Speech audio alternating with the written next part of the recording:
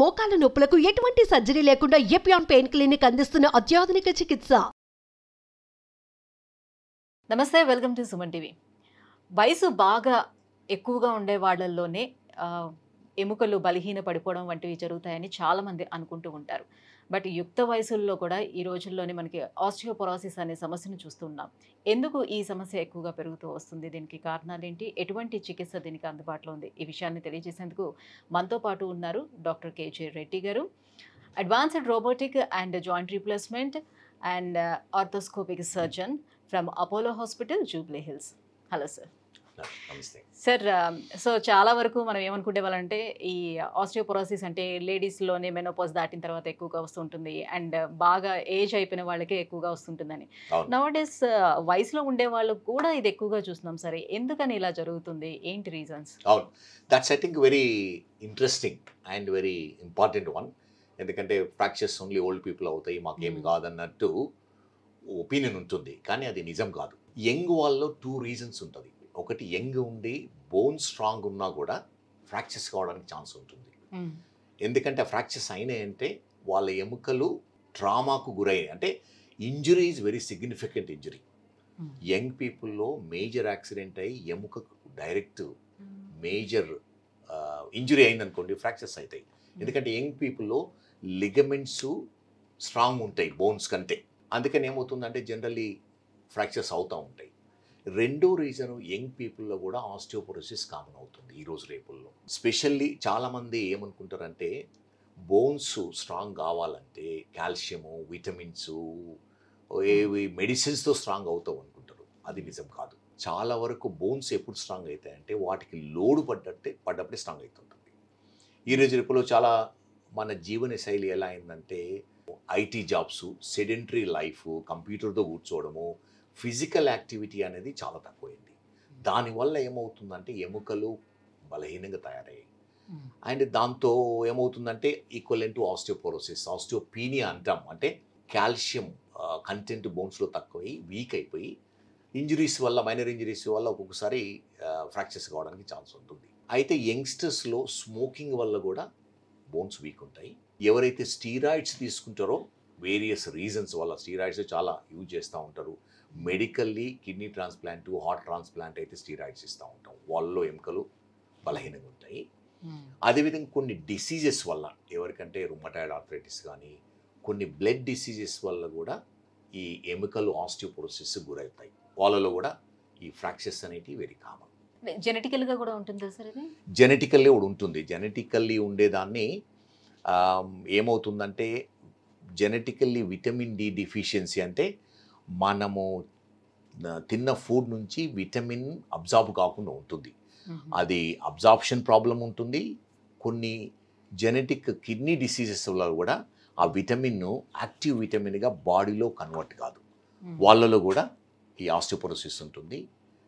తర్వాత ఎముకలు బలహీనంగా ఉంటాయి. ఇప్పుడు మీరు ఎవరెవరిలో వస్తుంది అనేది చెప్పారు కదా, కొన్ని కేటగిరీస్. సో వాళ్ళలో ఎవరికి ఎక్కువ ప్రమాదంగా ఉంటుంది?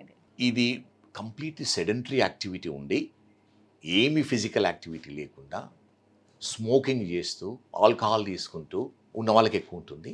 అదేవిధంగా స్టీరాయిడ్స్, వేరియస్ రీజన్స్ వల్ల స్టీరాయిడ్స్ తీసుకున్న వాళ్ళకు రిస్క్ ఎక్కువ ఉంటుంది. అండ్ మంచి అంటే హెల్దీ డైట్ తీసుకునే వాళ్ళు, ఈరోజు రేపులో పిజ్జా, బర్గర్ చాలా కామన్. న్యూట్రిషియస్ డైట్ లేదు, కాల్షియం సప్లిమెంట్స్ ఉండే డైట్, మినరల్స్ ఉండే డైట్స్. ఈ ఎముకల్లో కాల్షియంతో పాటు మినరల్స్, హై ప్రోటీన్స్ అవసరం ఉంటుంది. అది ఎవరైతే డైట్ సరిగా తీసుకోరో వాళ్ళు కూడా రిస్క్ ఎక్కువ ఉంటుంది. అంటే ఇవాళ రేపు ఇప్పుడు డైట్ తోటి ఈ కాల్షియాన్ని తీసుకోవాలి అన్నా, లేదంటే మీరు చెప్పినట్టుగా ఇప్పుడు ఎక్సర్సైజ్ ఇవన్నీ చేసే యాక్టివిటీ, ఫిజికల్ యాక్టివిటీ, ఇదంతా మాకు కుదరట్లేదు, ఇదంతా చేయడానికి కుదరట్లేదు. ఎందుకంటే బికాస్ ఆఫ్ మా టైమింగ్స్ అలా ఉన్నాయి. సో నైట్ అంతా మేము వర్క్ చేయాలి, మార్నింగ్ డే టైంలో అంతా పడుకోవాలి, ఇదంతా కుదరట్లేదని ఫుడ్ సప్లిమెంట్స్ అనేవి వస్తున్నాయి కదా, ఆ రూపంలో తీసుకుంటున్నారు. And moreover injections, vitamin D injections ఇట్లాంటివి తీసుకున్నారు. దీంతో ఎలా రీప్లేస్ చేసుకోవచ్చు అంటారా? అది సాధ్యం అవుతుందా? నేను ఇంతకుముందు చెప్పినట్టు ఎలా అంటే జస్ట్ ఫుడ్ సప్లిమెంట్స్లో ఎముకలు స్ట్రాంగ్ కావు. మనకు ఫుడ్ సప్లిమెంట్స్ అవసరం ఉంటుంది. సేమ్ టైం ఎముకల్లో అంటే బోన్లో డిమాండ్ ఉండాలి. దానికి లోడ్ వస్తేనే కానీ అది స్ట్రాంగ్ అవుతుంటుంది. మనం జస్ట్ తీసుకున్నంత మాత్రాన బోన్లోకి వెళ్ళదు, అది అబ్జార్ప్షనే ఉండదు, ఎక్స్క్రీట్ అయిపోతుంది. సో బోన్ స్ట్రాంగ్ ఎలా అవుతుందంటే లోడ్ బేరింగ్ ఎక్సర్సైజెస్ అంటాము. ఫర్ ఎగ్జాంపుల్ అప్పర్ లిమ్స్ ఉంటే చిన్న డంబుల్స్ చేయడము, పుషప్స్ చేయడము, ఆ రోయింగ్ మిషన్ కానీ క్రాస్ ట్రైనర్ కానీ చేసి మన బోన్స్ పైన, లాంగ్ బోన్స్ పైన, లెగ్ అండ్ ఆర్మ్ బోన్స్ పైన, స్పైన్ పైన లోడు అంటే కాన్స్టెంట్ లోడు ఉండాలి. అంటే for example 20 minutes 5 days in a week exercise చేస్తే ఏమవుతుందంటే మనము తీసుకున్న ఆహారంలో ఉన్న కాల్షియం కానీ విటమిన్ డి కానీ అబ్జార్బ్ అవుతుంది. అప్పుడు బాడీ డిమాండ్ చేస్తుంది, మనకు అవసరం ఉంది అని మన బాడీ రికగ్నైజ్ చేసి ఆ కాల్షియం ఛానల్స్ ఉంటాయి మన గట్ మా ఇంటెస్టైన్ సిస్టంలో, అవి ఓపెన్ అవుతాయి. ఓపెన్ అయ్యి అబ్జార్ప్షన్ బ్లడ్లోకి వెళ్తుంది. బ్లడ్లో వెళ్ళినంత మాత్రాన డిపాజిట్ కావాలని లేదు, బోన్లో డిమాండ్ ఉన్నప్పుడే డిపాజిట్ అవుతుంది. అండ్ ఇంకొకటి ఏంటిదంటే బోన్ అనేది అంటే ఫుడ్ సప్లిమెంట్స్ లో కూడా ఏంటంటే మనకి 40-50% అలా ఉంటుంది. సో బాడీ ఇంటెక్ తీసుకునేది ఒక 50% ఉంటే ఇంకొక 50% వేస్టేజ్ రూపంలో పోతుంది. అది కరెక్ట్, అలానే ఉంటుంది. కానీ ఎముకలు కూడా, బోన్స్ కూడా ఎలా అంటే మనము చాలామందికి ఈ విషయం తెలియదు. ఎందుకంటే ఈ బోన్ అనేది కాన్స్టెంట్ది కాదు, ఒకసారి ఫామ్ అయినంత మాత్రాన అది పర్మనెంట్గా ఉండదు. బోన్ అనేది ఎవ్రీడే ఫామ్ అవుతుంది, ఎవ్రీడే రిప్లేస్ అవుతుంది. అంటే కొంత అబ్జార్ప్షన్ అవుతుంది, కొంత ఫామ్ అవుతుంది. ఇది చిన్నపిల్లల్లో అయితే ఎక్కువ బోన్ ఫామ్ అవుతుంది, తక్కువ అబ్జార్బ్ అవుతుంది. యంగ్స్టర్స్లో ఎలా ఉంటుందంటే ఎంత బోన్ ఫామ్ అయిందో అంత బోన్ అబ్జార్బ్ అవుతుంది. దానివల్ల ఏమవుతుంది, బోన్ కాన్స్టెంట్గా ఉంటుంది. అదే ఓల్డ్ పీపుల్లో తక్కువ బోన్ ఫామ్ అయ్యి ఎక్కువ అబ్జార్ప్షన్ వస్తుంది, అందుకని ఆస్టియోపోరోసిస్ అవుతుంది. ఈ బోన్ అనేది కాన్స్టెంట్ ఫిజియలాజికల్గా ఫామ్ అవుతుంది, అబ్జార్బ్ అవుతుంది. ఈ బ్యాలెన్స్ అనేది చాలా ఇంపార్టెంట్. ఈ బ్యాలెన్స్ ఎవరిలో అయితే బాగా మెయింటైన్ అవుతుందో వాళ్ళనే ఇది బోన్ స్ట్రాంగ్ ఉంటాయి. సో ఆస్టియోపోరోసిస్ని ఎలా డయాగ్నోస్ చేస్తాం అండ్ దీనికి ఎలాంటి ట్రీట్మెంట్ అందుబాటులో ఉంది? అవును, ఆస్టియోపోరోసిస్ అనేది ఒక విధంగా అంటే డిఫికల్ట్ డయాగ్నోస్. ఎవరిలో అయితే చిన్న ఇంజరీతో ఫ్రాక్చర్ అయిందనుకోండి, more than once, generally osteoporosis society ఏముంటుందంటే ఎల్డర్లీ పీపుల్ కానీ ఎనీబడి చిన్న ఇంజరీ అయ్యి, ట్రివియల్ ఇంజరీ అయ్యి ఫ్రాక్చర్ అయింది, wrist fracture, backbone fracture, hip fracture అయిందనుకోండి, invariably they have osteoporosis. More than 1 fracture 2 fractures అయిననుకోండి, అది సిగ్నిఫికెంట్ ఆస్టియోపోరోసిస్. అండ్ టెస్టుల్లో ఎలా చేస్తామంటే కాల్షియం నార్మల్గా ఉంటుంది వీళ్ళ బాడీలో, విటమిన్ డి నార్మల్ ఉండొచ్చు, బిఎండి అని చేస్తాం, బోన్ మినరల్ డెన్సిటీ.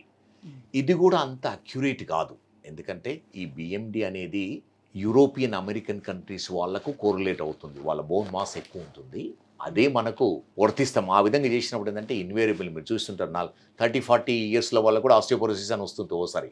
ఇది ఎందుకంటే ఇవి ఏదైతే కంపారిజన్ వాల్యూస్ తీసుకున్నారో అవి యూరోపియన్ ఆర్ అమెరికన్ వాల్యూస్, కానీ బిఎండి కూడా హెల్ప్ చేస్తుంది, బోన్ మినరల్ డెన్సిటీ అంటాము. అది వన్ ఆఫ్ ది టెస్ట్ ఈ ఆస్టియోపోరోసిస్ కొరకు. ఓకే ఓకే, అంటే సాధారణంగా ఏ ఏజ్ గ్రూప్ తర్వాత ఆ టెస్ట్ ఒకసారి చేసుకొని మన బోన్ డెన్సిటీ ఎలా ఉందో ఒకసారి ముందుగానే చూసుకోవడానికి అవకాశం ఉంది. అవును, ఇది రిలవెంట్. అంటే కొంత వయసు ముందు చేసుకుంటే ఇది యూస్లెస్. లేడీస్లో అయితే ఆఫ్టర్ 45 అంటే పెరిమోనోపాసల్, పోస్ట్ మెనోపాసల్ ఏజ్లో రిలవెంట్.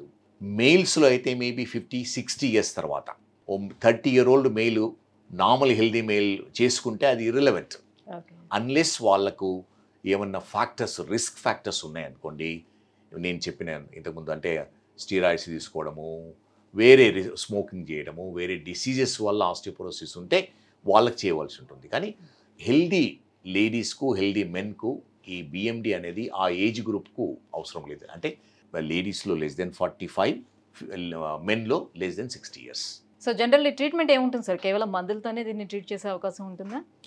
చాలా వరకు ఆస్టియోపోరోసిస్ అనేది prevention is more important than treatment, and prevention is more effective than treatment. అది రాకముందే మనం జాగ్రత్తలు తీసుకోవడం అనేది చాలా ఇంపార్టెంట్. సో దీనికి ప్రివెన్షన్ ఎలా అంటే మన హ్యాబిట్స్, జీవన శైలి అనేది ఎలా అంటే రెగ్యులర్ ఫిజికల్ యాక్టివిటీ అనేది చాలా ఇంపార్టెంట్. మీకు తెలిసినట్టు ఫిజికల్ యాక్టివిటీ అనేది మన బాడీలో ప్రతి పార్ట్కు హెల్త్ ప్రొవైడ్ చేస్తూ ఉంటుంది. అంటే best medicine available in this world is physical activity, exercise. Exercise కంటే మించిన మెడిసిన్ ఏది లేదు. మనము బ్రెయిన్ కానీ, హార్ట్ కానీ, లంగ్స్ కానీ, కిడ్నీ కానీ, muscles, joints, bones best medicine available, cheapest medicine is exercise. So physical activity, regular physical activity అని చాలా ఇంపార్టెంట్. ఏదో ఒక రోజు చేసి 1 month ఏం చేయకుండా పోవడం అనేది కూడా మంచిది కాదు. రెగ్యులర్గా అంటే 4 to 5 days in a week about 30 to 40 minutes చేయడం అనేది చాలా ఇంపార్టెంట్. ఆ రెగ్యులర్ ఎక్సర్సైజ్తో పాటు ఫుడ్ అనేది చాలా ఇంపార్టెంట్. బోన్స్లో ఎలా అంటే మనకు ప్రోటీన్స్ ఉంటాయి, గుడ్ క్వాలిటీ ప్రోటీన్స్.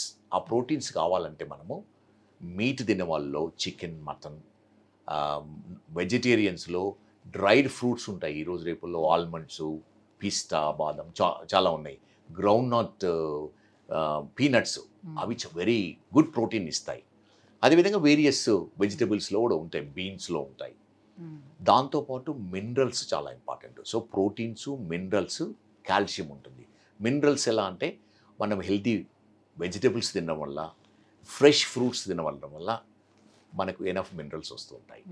అదేవిధంగా కాల్షియం సప్లిమెంటేషన్, మనకు పెరుగు కానీ, పాలు కానీ, చీజ్ కానీ, దాంట్లో చాక్లెట్స్లో అంటే limited amount of quantity of chocolates, because చాక్లెట్స్లో ఈ డైరీ ప్రోడక్ట్ ఉంటుంది కదా, అది కూడా healthy for specially dark chocolate.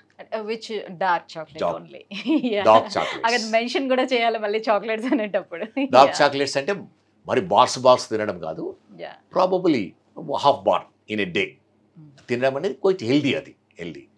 So అదేవిధంగా కాల్షియం సప్లిమెంట్స్ కూడా ఒకసారి ఒక ఏజ్ తర్వాత కాల్షియం టాబ్లెట్స్ చాలా వరకు మీరు చూసింటారు, అమెరికా నుంచి వస్తూ ఉంటారు, బాటిల్స్ టాబ్లెట్ తీసుకుంటారు. నా దగ్గరికి పేషెంట్స్ వస్తారు, 10 బాటిల్ తీసుకొస్తారు.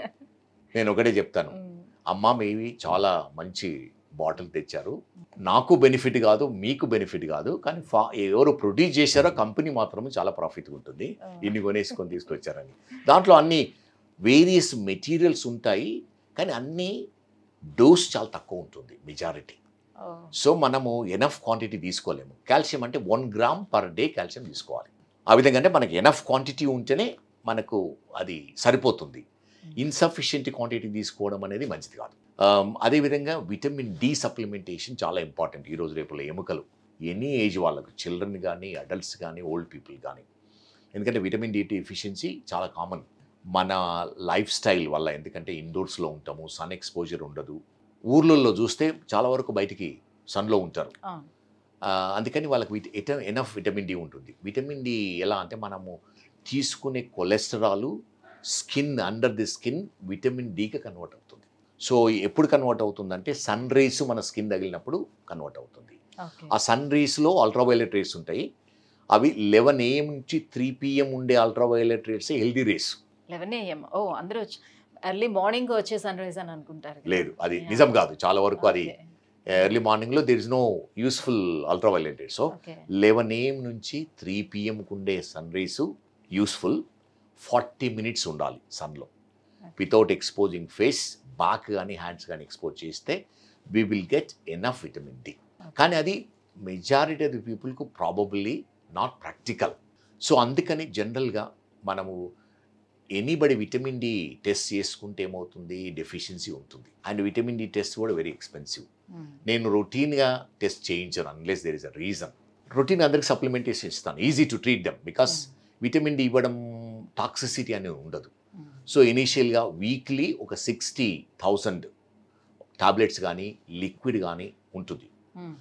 6 weeks తీసుకొని ఎవ్రీ మంత్ ఒకసారి తీసుకోవచ్చు. కొంత ఏజ్లో అంటే కొంచెం ఎవరైతే ప్రోన్ అంటే పూర్తిగా సన్ ఎక్స్పోజర్ లేని వాళ్ళు ప్రాబబ్లీ మంత్లీ 2 తీసుకోవచ్చు.